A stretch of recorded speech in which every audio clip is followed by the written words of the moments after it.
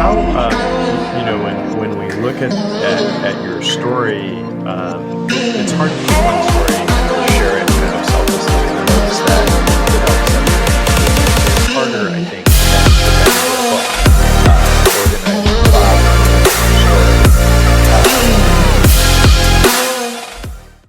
story. And when I look at this, you're talking about such a cool concept, right? Everybody wants to be the better version of themselves. Everybody wants to be, to your book's title, right? Everybody wants to be a winner. Maybe not like, in professions or such, but they want to be better. Everyone's striving to improve, whether Sure. it's self-help or such. So maybe just talk to me a little bit about DNA of a winner. What is in that book? Mm-hmm. Ooh, man, that's a loaded one there, big dog.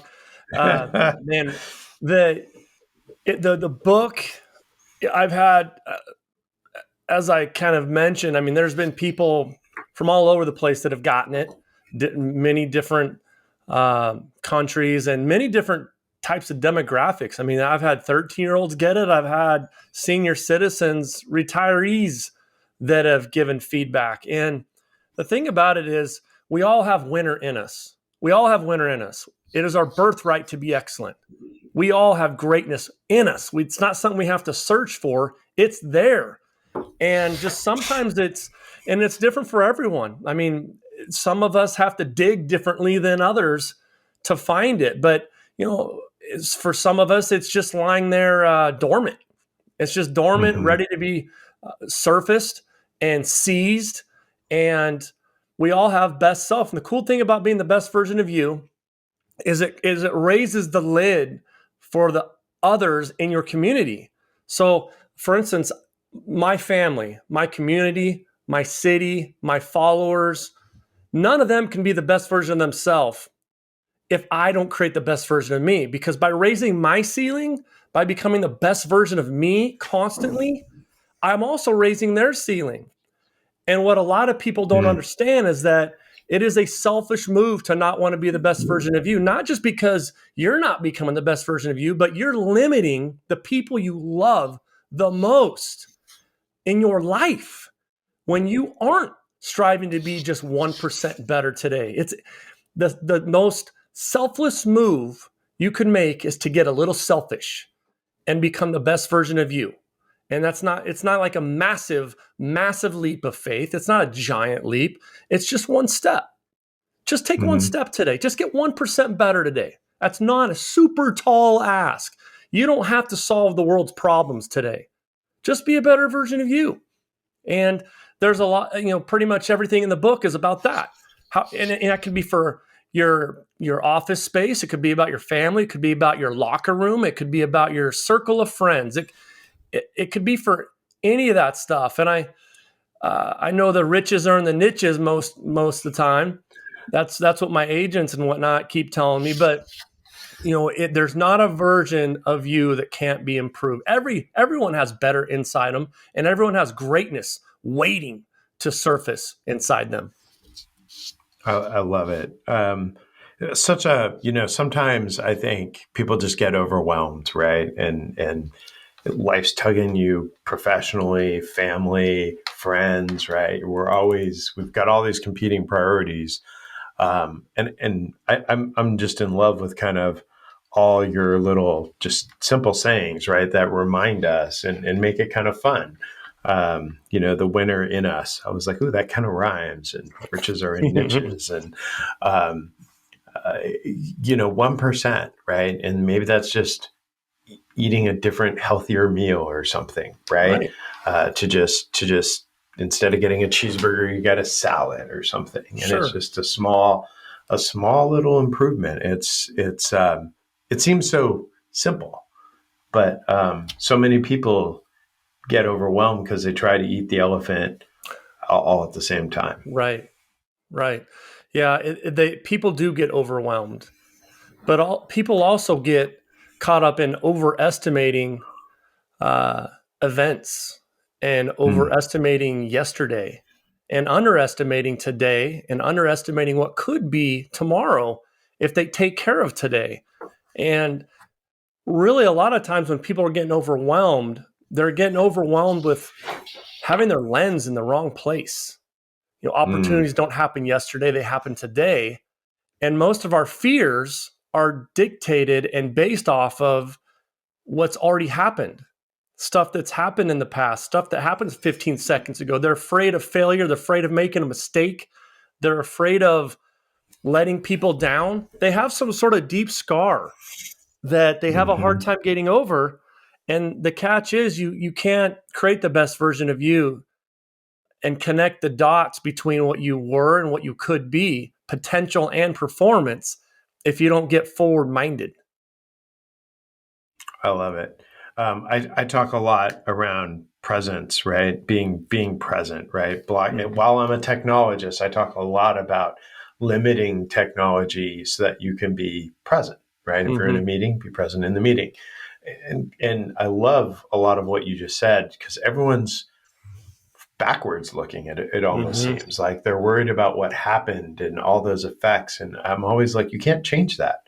So Yeah. assess where you are today and create a plan for where you want to go, right? Right. Stop worrying about, whatever your current situation is and whatever got you there, because none of that's all historic, right? It Right. can't change. I just love so much about just the positivity and consumability of kind of what you're talking about. You mentioned in the true power grid. Mm-hmm. What is the true power grid? Because Yeah. it's we all think of it as some electrical supply Sure. to our Yeah. houses. Right. Well, yeah, the true power grid in life is relationships.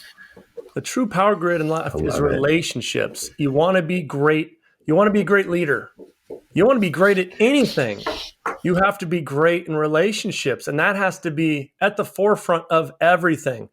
If you are managing, if you are leading, if you're running a family, anything, nothing happens without great relationships. You want to chase income, which is maybe not the right thing to chase, but if you're chasing income, if you're chasing growth, if you're chasing anything, even if you're a solopreneur, you can't make money without building relationships.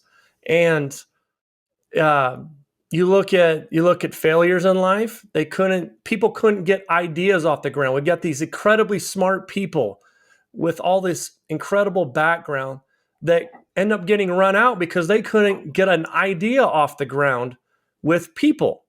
I mean, people, leaders are people, customers are people, families people. I've never met any. They're all people. So Hmm. your ability to succeed in life is going to almost always be directly correlated with your ability to have incredible relationships. And the thing about it is, yeah, you're going to grow and you're going to achieve and you're going to make money and you're going to do all these things, but you're also going to live a fulfilled life. People are so busy trying to build a business that they forget to build a life. I mean, we want to have fun, man. We don't want to. You can make all the money in the world. Good for you. Money is cool. Don't get me wrong. But man, if you're not enjoying it, what kind of life is that? And if your relationships suck, whether it be at home, at the workplace, in the locker room, wherever, if your relationships suck, where's the fun? There's no fun there.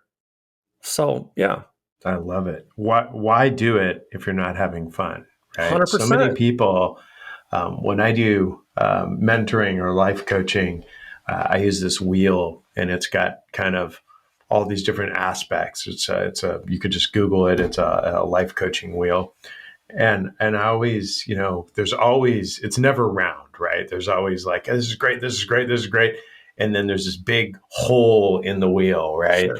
And people are like, oh, this is miserable, and it's almost always around relationships, right? Either with one spouse, or maybe a parent, or their children, or their job. And I'm always like, well, that, you realize it, you just self evaluated it. What are you doing to fix it? Oh, it just is what it is. What the hell is that? Yeah. Yeah. Like, it Yeah. is what it is because you're not doing anything to affect change in that area, right? Right. I love what you just said. Like, we say customers like there's some people who we don't even understand. And at the end of the day, you're a customer.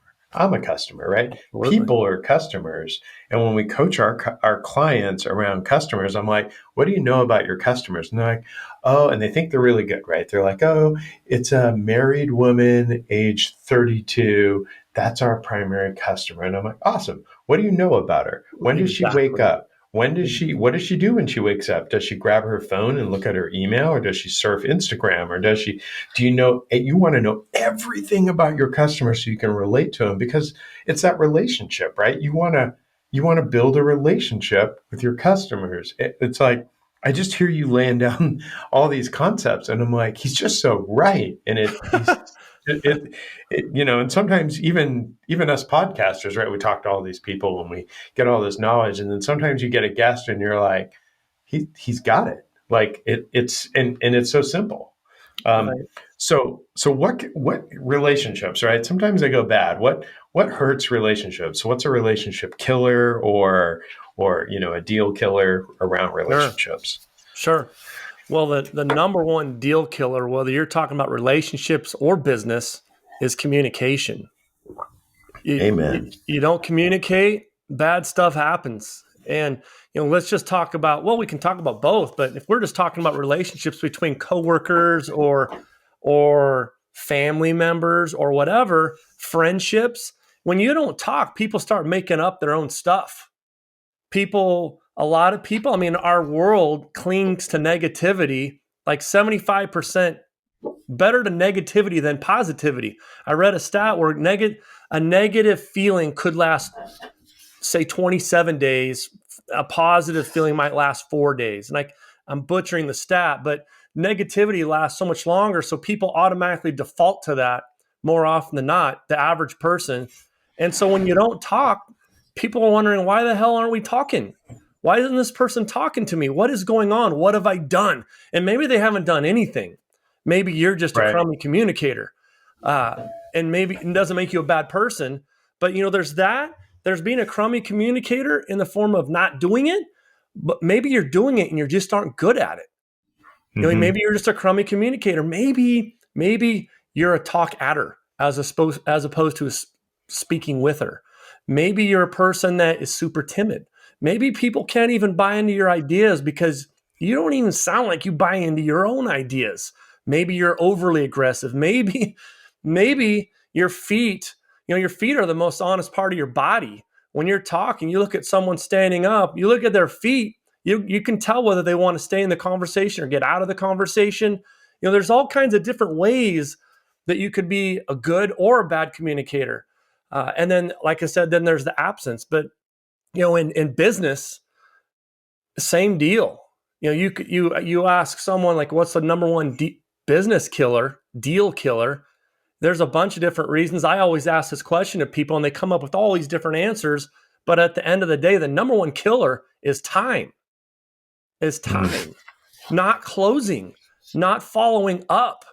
You talk to anybody who knows anything about business, and they're going to tell you, they're going to talk to you forever about follow ups.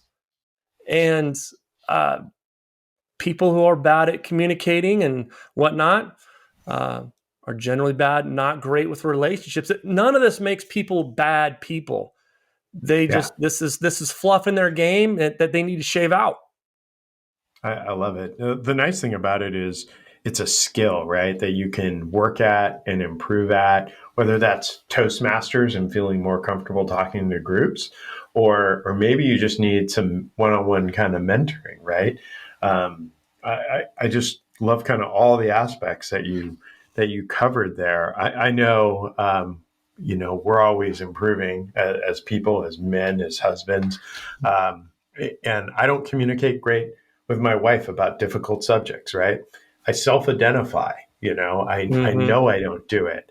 So I always tell her, like, hey, when we need to talk about something, make sure I'm not distracted, right? Make sure Right. I'm not watching TV, working, doing something, so I can refocus and repurpose and listen, right? Which is a big aspect of communication. I Absolutely. love the talk adder, like, Because sometimes I am. I'm a talk adder. I'll walk in, I'll be like, oh, this is awkward. Nobody's saying anything. Let me fill the space. Hey, right? We're podcasters. We talk. Sure. So Right. given an empty room, we're going to fill it. And Yep. sometimes that's the wrong thing, right? Maybe Mm-hmm. we need to listen. Yep. Maybe we need to listen. So let's talk a little bit about winning. What is a double win? Yeah. Double win, man. That is the sexiest thing that could happen to you today, big dog. I mean, I love it. the double win is by adding value to others, you add value to your own life. So you want to go, you see people that are unhappy. Ask yourself, are they serving? I mean, the best kinds of leaders, the soul-based leaders, are love-based leaders, and they're servant leaders, and Mm. they're looking to add value to others. Whereas, and then that adds value to your own life. I mean, you want to find a way to double your energy in the day. Go out and do something fantastic for somebody else in the morning. Go out and do something incredible for another human being. It could, it could be something simple. It could just be every morning you send a text to one person in your chain, just thanking them, just saying, man, I appreciate you. Or just let that, just a random act of kindness, tell them, I was thinking about you today, just thought I'd give you a shout. Do something like that. Hold the door open for a stranger. It takes no special ability to be kind, right? It takes no special ability to be kind. I don't have to know the person's name to be abnormally awesome to them. And man, you do those kind of things, you wake up and your toes touch the floor, and that's part of your routine. Man, that's living the good life. That is an incredible life. And we can all do that. It takes no special ability to do any of those things I mentioned. We can all do that. That can create the double win. And man, what a life we're living if we're living the life of a double win maestro. I love it. In 2016, I got honored with a Human Kindness Award, right? A Hello Human Awesome. Kindness Award from my employer. First one of its kind. I was working for Dignity Health, and they created this great award. They flew all these people that won all this award to Vegas, and they celebrated human So kindness. awesome. And at first, I was like, "This is amazing," and then I'm like, I don't want an award, right? Like, I want that to just become part of who I am. Mm. Granted, this was a big effort, and I went out of my way, my wife and I, and we helped a patient, and we did all kinds of crazy stuff for them, to help them in a really tough situation that honestly I hope somebody would do for me. But it wasn't the act that we did. We would have done it. We'd do it again, right? And I was Mm-hmm. like, I just want to be that person, right? I just want to look for those opportunities. And I think sometimes we're like looking for the wrong reason, right? Maybe we're looking for like, how do we get recognized? Or we're looking for, and it's just important to remember that human to human connection. Like, you can change somebody's life, right? You can. We did a technology project that saved some time, and the company took the person and repurposed the person, and the person just started calling employees. This is how they chose to save money, but they took this person and instead of letting them go, they said, you're just going to call all our employees that are on leave, and you're just going to ask them if there's anything else that they need or what we can do for them. And one of the comments that they got back was, wow, that call came at such a pivotal moment. I was having just the worst time. I was dealing with grief and loss of a loved one, which is why they were on leave. And I was considering taking my own life. And that call just let me know that another human cared about me. And it just now gave me goosebumps. It gave me Love it. goosebumps at the time. Yeah. And I was like, it's a phone call.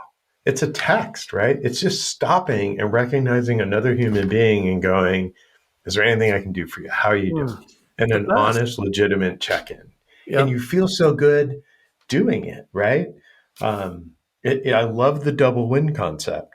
Like that's a win right there. I wrote all kinds of notes, which is why I was looking down for those of you watching.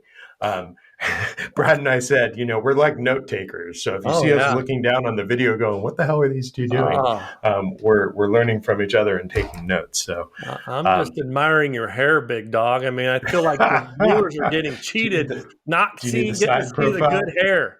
Yeah, looking good. Thank you. So success. Let's talk about success a little bit. You achieve success, right? Um, which I don't even get, right? Like you can't put a milestone and be like, oh, I achieved success, so now I'm going to retire. Like Right. what? So is success the end of the road? Like what do you do when you get a big win and you call success? Well, big wins for me revolve around who I'm becoming, not what I'm getting. So, I what we love get it. in life is cool. Things that we get are cool, but who we become, that's the juice. That's the exciting. That's the sexy. And so, yeah, success isn't Mm, the end of the road. Success is the road. The road, the road is tough. It's full of vibrations. It's got friction. It's got inconvenience. It's got struggle, but it's also got all of the nuggets that make life so freaking awesome. It's got all of the stuff that where we got growth. The growth, man, that is growth is I spell fun, WIN. And when I'm talking about winning, I'm talking about growth. I'm talking about all those little, I call them mile markers on the road that it's a little notch, but the best don't ever feel like they've reached it. The best feel like they're always becoming. They're always, and I'm not saying you don't ever feel good about what you've accomplished and stuff like that. Totally feel great about that stuff. You earned it, and that is fantastic. But your goals and and what you're doing on that road should be tied to who do you want to become. You want to talk about mm, what success is? Success is, am I trending in the direction of my desired identity? That's success. Am I trending? So this text I'm about to send, this email I'm about to send, this conversation I'm about to have, will it have me trending in the direction of my desired identity? And if it does, that's a mhm, success. I'm going to grow today. That in itself is badass, and life is good. But if what I'm about to do is not going to have me trending, not going to have me ascending, not going to have me going in the direction of my desired identity, why would I do that to myself? Why would I do that? That is an absolute selfish move. And while ego can be good too, in that case, it's really bad. It's mhm. that is a selfish move that's not productive, and it's not going to help you on your road. So yeah, I I love I love the road analogy, right? So many folks are they talk about road mapping their lives or setting goals.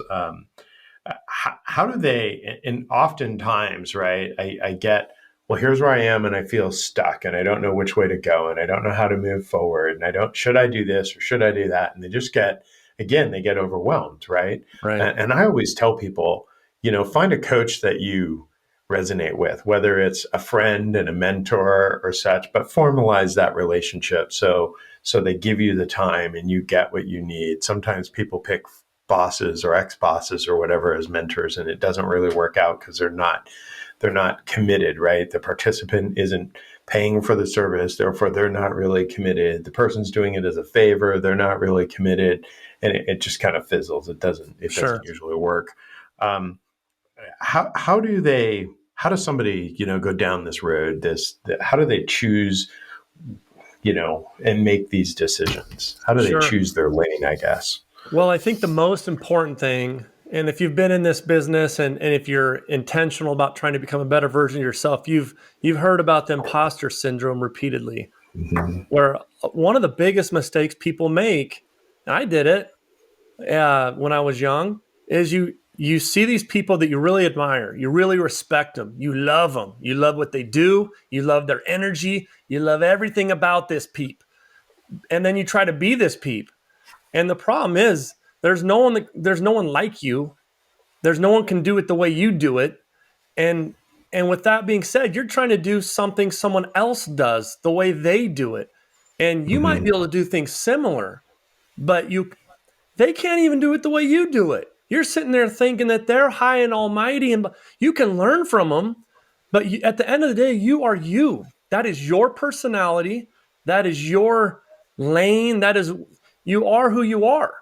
And so you can't try to be something you're not. And a lot of people get overwhelmed in the whole process of who they want to be and where they want to go, basing their ideas off of people they really respect and stuff that they really think that they enjoy. But what I always tell people when they're trying to, and again, I'm a professional thief. I just try to steal as much good information as I can from incredible people like you and your listeners, and I try to apply it to my own scheme. And one of the things that I've learned over the years is, we all got to ask ourselves three questions. We, if we're trying to find our lane, what we have a chance to be great at, ask ourselves that. What do I have a chance to be great at? What do I have a chance to be one of the best in the world at? If you're a big thinker, and because we didn't wake up today to be mediocre. We didn't roll out of bed today to be mediocre. We have greatness inside us. We have winner in our veins. Why would we intentionally choose something that doesn't have us being freaking awesome? If we all have awesome running in our veins, why would we intentionally choose something that's mediocre? Why would we do Right. that to ourselves? You know what I mean? And to me, it just doesn't make sense. Like, I know that, and the thing is, whether you know it or not, it don't even matter. You have greatness in your veins. Speaking to your listeners, like it is there. So why would you choose something that you don't have a chance to be great at? Two, are you passionate about this thing? Are you passionate about this? Passion is just love looking for a home. That's what it is. Right. Love Are it. you passionate about it? Are you passionate about it? When you think, can you imagine a life where you're getting paid to do something you love? Are you kidding me? Getting paid to do something. I'm getting paid to do this. I'm getting paid to do something I love.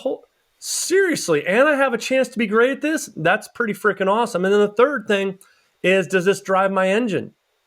And in that case, that's love in action.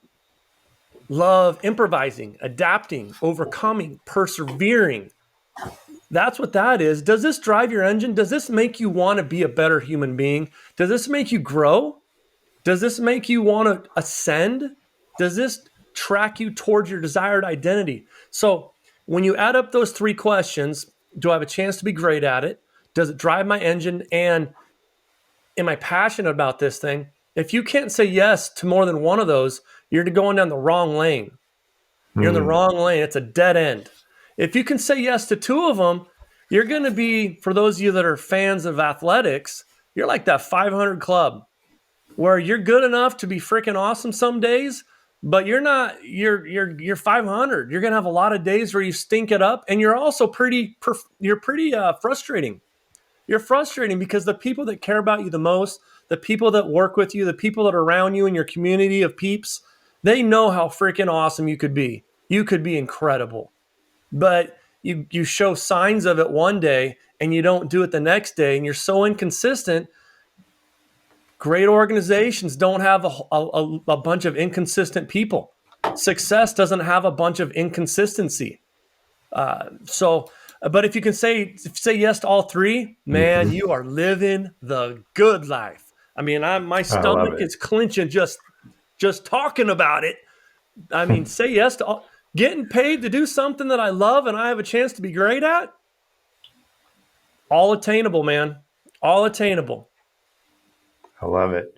You made a good point about, most of us do public speaking and such. And I've had people young in their careers going, man, I want to take what you do, and I want to take this, that, and the other. And I'm going to, and I always tell people, like, careful, like I've built a persona, right? And it's taken years and years and years. I use humor frequently, and it works for me.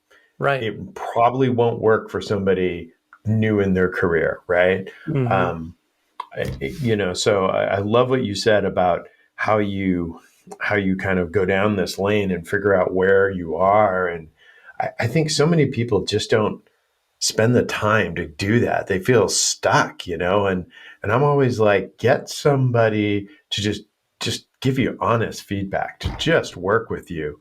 Those of you that are listening know I have a lot of coaches on. And part of the reason I I really seek out some of these coaches is because, Brad might be the guy for you, Brad might not be the guy for you, right? And there might be another person, but find somebody who you're like, man, I resonate with what he's talking about, and then reach out, right? All these guys will help you, figure out whether they're the guy for you, and help you. And that third party, that independent eye to really look at where you are and help guide you is so valuable. Whether you call it a executive coach or whatever you call it, leadership coach or personal coach or life coach or whatever, having a coach, like there isn't a sports team out there playing at any reasonable level that doesn't have a damn coach that's helping them be successful. Everyone needs that same thing in their life. I just love it. Habits and goals, right? People Mhm. talk about, oh, if you do this 26 times, it becomes a Yeah. habit. Oh, I'm going to set a goal and post it on my refrigerator, right? And I'm going to look at it every day, which Sure. doesn't mean you're actually going to obtain it. Right. So habits or goals, like let's talk about that. What to you do you think is more important? Are they both important?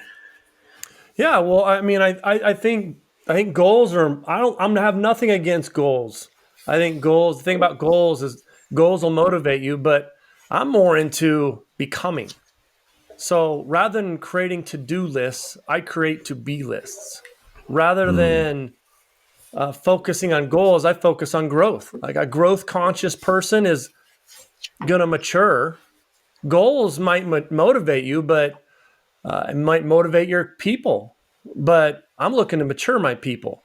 I'm looking to get better on the daily, not on the destination. We're not focusing on the destination, we're focusing on the daily. So while I think goals are important, habits, hmm specifically habits, are going to have you trending in the direction of your desired identity. Habits are going to have you becoming, because that's the stuff that sticks. The stuff that sticks, you bring up, I'm going to do this for 21 days. And yeah, there is truth to that. If you do something, it could be entrenched inside you, and good habits and bad habits. That there is truth to that. But you get there with habits. You accomplish hmm goals with habits, habits that have you becoming. When you focus on becoming, it starts to become sustainable because it's become who you are. Life doesn't give us what we want, life gives us who we are. And so, yeah, I mean, I think goals are important, but far, far more important is the focus. Where is our lens? Our lens should be on becoming the best version of us. We want to become a different kind of beast. We want to become a different kind of animal that does not blend in. It doesn't happen simply putting something on a piece of paper and saying, I want to be this. We become that with the habits that we set in place. And that's the same way you break bad habits. You break bad habits with lists of stuff that you want to become. Like if I want to become an author, I need to become a better writer. If I want to become hmm a coach, I have to become better at coaching. If that makes sense. I love it. Yeah, it's all about the steps, right? And Hmm. and making it consumable and actionable. It goes back to like what you said in the beginning, the small 1%, right? Just inch towards it, and pretty soon you're there, right? 100 Right. times of 1% is 100%. So you very quickly kind of, well, not very quickly, but at least you're moving in the right direction, right? Right. Today I was super proud of myself. I had a salad and I didn't even finish it. I was like, yes, that was awesome. So I Yeah, was, 1% better today at lunch, and ordered a salad instead of a sandwich absolutely. with all the bread. So um, I I love everything that we've talked about. We're kind of coming to the end, and I want to ask, what is when you're putting this all together, Mhm. and maybe you're a leader, right? What makes a great leader? What do they look like? Yeah. Well, that is a great question. There are quite a few qualities, but these are suggestions uh, that I would suggest to your listeners.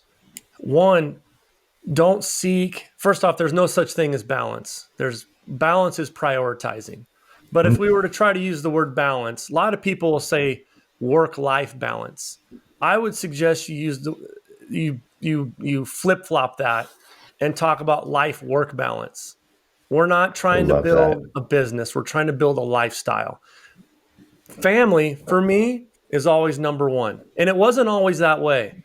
Early on, I've always been a workhorse. I like to grind. I like to get after it. I have no problem rolling up my sleeves and getting after it. But early on in my life, even when I was present, I really wasn't present. I was so into my work and my job and the relationships and making that work. And I was pretty good at that. I've always won, but I wasn't present at home. And I think my kids would tell you I think I've always been a good dad, but I still feel guilty to this day that I'd be home and I'd be checking my phone or I'd be thinking about this, that, and the other thing with people that aren't inside my walls. So I would Hmm. really, especially for you young leaders, man, you're getting into this thing. Have your core values, whatever they are. For me, it's family.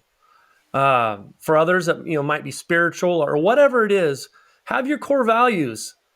Maybe you make a list of 5 of them, and have that. If I said life work balance. Phrase it however you want. But if you want to be a great leader, you got to have your actions match your words. Your actions have to match your words. You're talking about balance and life and all this stuff. Are you really living that? And then are you allowing the people around you to live that? Are you? Mm. Are you the type of person that people want to work with? Are you the type of person that's, man, it almost feels like you're fighting harder than they are to make sure life is great at home, to make sure that they've got prioritizing and all that. Are you that person? So that's one. Two, I talked about building a lifestyle, not a business. We want to have fun. If we spell fun, WIN, we want to have fun while we're winning. We want to have Hmm. fun while we're creating revenue and growth and all that stuff. We want to have fun doing it. 3, chase growth. Don't chase revenue. Chase growth. It's a hell of a lot more fun. And I promise if you're growing, you're getting better. And if you're getting better and you're treating people fantastic, great things, amazing is coming for you, friends. Amazing is coming your direction if you have those kind of things. Um, I'll list 2 more. The Awesome. Is that all right? Uh, Yeah, absolutely. Seek challenges. The comfort zone and the comfort zone and the growth zone are not the same zone. They're not the same zone. You'll notice that the best leaders are always on the edge. They're always on the edge. Like, here's the comfort zone and here's the growth zone. And they're always right on the edge of those 2 zones. They're not sitting comfortable and they're not embracing convenience. They're embracing inconvenience. They're not avoiding struggle and avoiding friction. They're embracing it. They're inhaling fear and exhaling awesome. That's what they're doing. And you can't do that sitting comfortably. You've got to embrace those things and get into it. And last, I think we've said it a bunch of times. You want to build around your desired identity. You want to build in a way that's going to have you. Great leaders look like that. That's what great leaders do. Now, can you make money and still have perceived success, not chasing all those things? Yeah, we can all probably think of a handful of people, celebrities or people we know that are making a lot of money, but that doesn't mean they're happy. You can have happiness and money building your life from the inside out. Happiness is an inside job. Soul based leadership, love based leadership. People want to work for you, people want to be around that. You're building others up while at the same time building up your own life. It's incredible. That's what, I'll just say this. I know I'm starting to get fired up now. All right. I want to get as many reps as possible building my community. So kindness, gender equity, diversity. I want to have as many reps as possible in my day with those kind of things. And so then I guess that would be number 6. Man, I could come up with 25 things, homeboy. You're going to have to cut me off. I want to have as many I reps love as it. possible with those kind of things. And that's what a great leader looks like. I love it. So such I love that it's all just building towards the person you want to be, right? 1% a day. We're not asking for a lot. Brad, I want to thank you for taking the time. Brad's info will be down below. The link to braddaltongroup.com is where you can learn more about Brad, his coaching. The link to his book is there. It's available on Amazon today. We didn't get a chance to really talk about Soul Print Now, the course that's coming. Do you want to give a 2-minute plug for what's coming on Soul Print? Yeah, well, with Soul Print Now and other stuff that's going to be coming through over the next few months, we got a lot of stuff in the works. It just if this is the kind of juice, if you like the stuff that we've talked about today, that's what it's about. It's about becoming the best version of you. There's group options, there's one-on-one options, there's both options, and I tell you, your listeners can. If you email me, I will get back to you directly. It'll be me. It won't be somebody else. At braddaltongroup.com, brad@braddaltongroup.com. I'll get back to you directly and see if there's some sort of juice between us. I love it. It's really about finding the right coach for you. And 100%. Brad, I love what you've laid down. 1% a day is all you ask, and I think that's really achievable. Just making better choices. So lots of information. I really appreciate what you've shared with us on the podcast, what you're putting out in the community to try to just help, right? Just try to share your story and make the world a better place. So Brad, thank you very much for all you do. Again, Brad's information will be down below, braddaltongroup.com. Thanks for taking the time today. You bet, buddy. Thank you.